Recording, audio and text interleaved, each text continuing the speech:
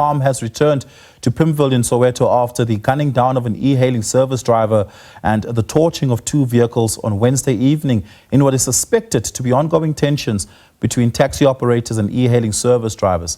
This sparked overnight protests leading to the closure of Maponya Mall. Fed-up residents were calling for the perpetrators to be apprehended and for the taxi drivers to stop bullying passengers and to allow them to use transports of their choice. The South African National Taxi Council, Santaco, has since called on government to implement the amended National Land Transport Act regulations in the e-hailing services sector. For more on this, we are joined by Tella, Masakale, the national spokesperson of the E-Hailing Federation of South Africa, NEFSA. Tella, good evening. Thank you so much for your time. Really do appreciate it. The e-hailing sector is blaming squarely taxi operators for the tension. Explain to us why that's the case. Thank you for the opportunity. First, on behalf of the National E-Hailing Federation of South Africa, we want to express our deepest condolences to the families and the colleagues of the e-hailing drivers who were brutally killed at Maponya Mall in Soweto a few days ago. This was not just an attack on individuals, it was an attack on our entire industry and on the right of South Africans to work and earn a living in safety. For too long, we've warned that the public transport sector has become a barbaric Wild West, with violent clashes between some taxi operators and e-hailing drivers. This latest tragedy happened at a location that has a long history of transport violence. Yet Maponya Mall management has failed to put proper safety measures, transport policies, or even a security protocol in place. They must just take full responsibility for their negligence. Yeah, Santaco has called for the implementation of the amended regulations of the National Land Transport Act. What's your take on that? Do you believe that that could be what is the panacea between the tensions, around the tensions rather, between the taxi associations as well as e-hailing service operators? Yes, but I'd just like to set the record straight that there's this notion that our members do not want to be compliant. I would like to reiterate that we have been embarking on a national campaign, even provincially, to ensure that we create awareness for all our members to apply for operating permits. However, provincial regulatory entities have been moving at a very slow pace in the issuance of these operating permits, and even in the assistance of awareness programs for members to be able to know what requirements are actually necessary for them to apply.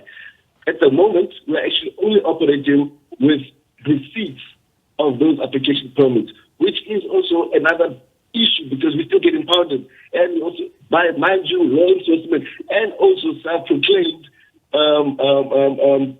marshals by the let me not mention Santaco because we're not really sure who actually is behind it. Because there are criminal elements within the taxi industry. Let's be clear about that.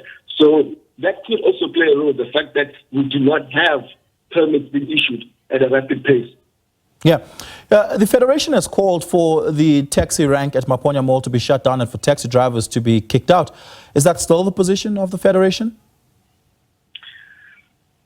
We are of the position that in South Africa, everyone has the right to choose their mode of transportation. So we believe we need to have a constructive sit-down with all the relevant stakeholders and find a conducive way for us to work within that transport space. But that's not answering the question. The question is, does the Federation still hold the position that the taxi rank should be shut down at Maponya Mall and for the taxi drivers to be kicked out? Well, yes, to be honest with you, our regional affiliates and the national, we still stand on that position because at the end of the day, we still haven't, our demands haven't been met. So until our demands are met, we will still honestly stand in that position. Yeah, and what are these demands?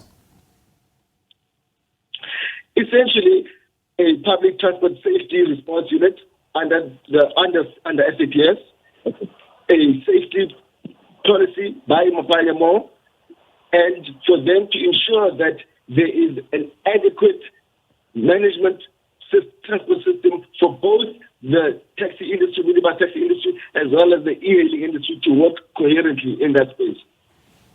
Yeah.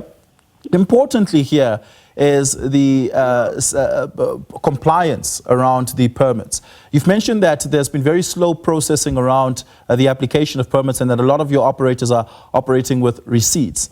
How many of your operators don't either have receipts or are not compliant at all? And how many of them have been given some sort of guarantee that they will be able to receive their permit soon?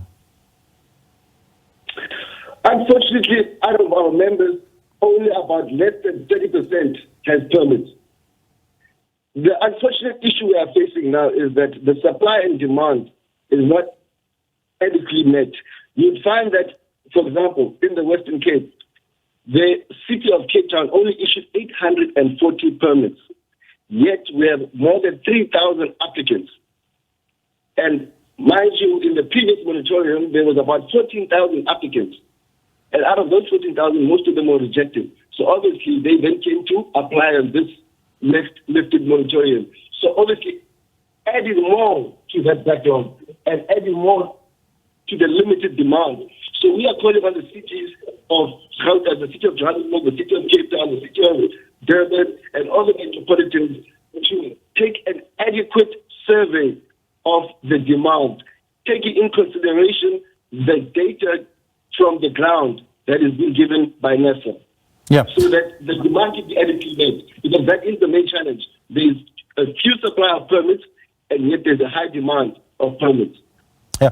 Tella, we're going to have to leave it there. Thank you so much for your time. Really do appreciate it. Tella Masakale is the national spokesperson of the National Federation of E-Hailing Operators.